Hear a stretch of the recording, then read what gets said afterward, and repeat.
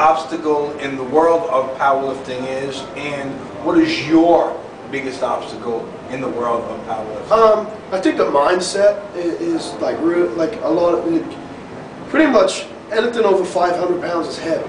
No kidding, really? You get caught on numbers, you know? Right. So, I mean, I went from, when I was training out with Brent, I see him squat heavy weights all the time. You know, his warm-ups would be up to 900 pounds.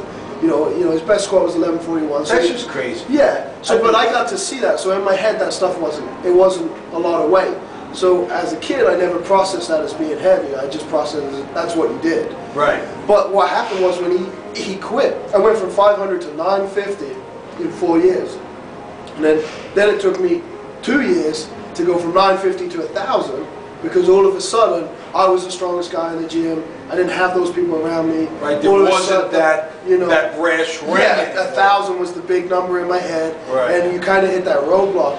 And I think that's the hardest thing, is overcoming those barriers. And it seems that, like, once people get to, like, let's say that they're trying to bench 500, once they hit 500, they go from 500 close to 600 really quick. Then it takes them forever to get over that 600. And then once they get over 600, then they go, because the numbers, it's a mental block. Yeah, each 100 pounds is a big number. Everything in between is just, you know, and like I said, everything over a certain weight's heavy. I mean, I can't feel the difference between 6 or 7, 8. You don't feel the difference until the next day. You can't get out of bed. You're flying. You're like, that's 100 pounds. Right. So I think that's the biggest thing, like mentally, is you in your head, like, it's almost the impossible, and there's very few people who've done it, and you got to believe that you can do it. And you'll see that, like, once a barrier gets broken, like the bench barrier a couple of years ago went over 800, right, and then it went up to 900, and there was one guy to bench 900 and bench 1,000, and then all of a sudden 900, then there's 10 guys who've done 900, and then 1,000 pound, there's 3 guys, and so once one barrier gets broken, kind of like the, you know, the, what was it, the 4-minute mile? Yeah. Once it gets broken a lot. But it's that first step, because everyone has these mental barriers, and I think that and with anything, like, the mind is the most, works against you the most.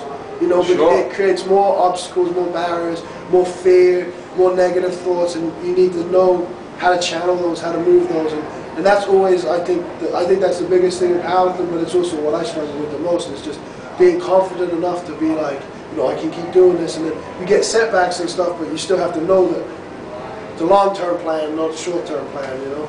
So obviously, you believe that it's more of a mental game. So what can you tell the rest of the world right now?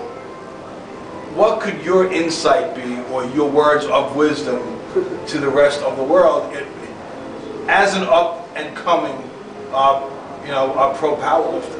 Yeah, well, then you can apply this to anything, really. The biggest thing is to control your mind.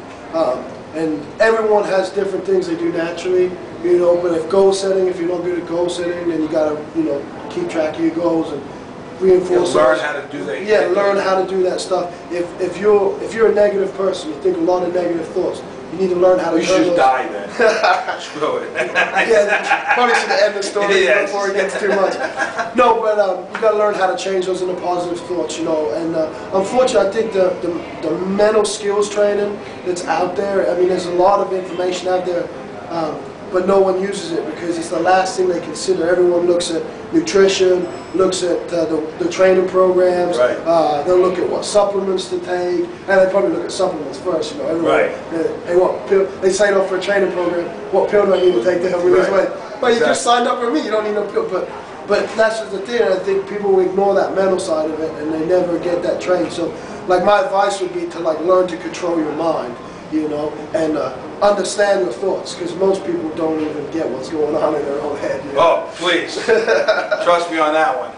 Hey, I'm here at the IYCA International Summit with my good friend AJ Roberts, and this Rocco Castellano saying the least you can do is live up to your potential.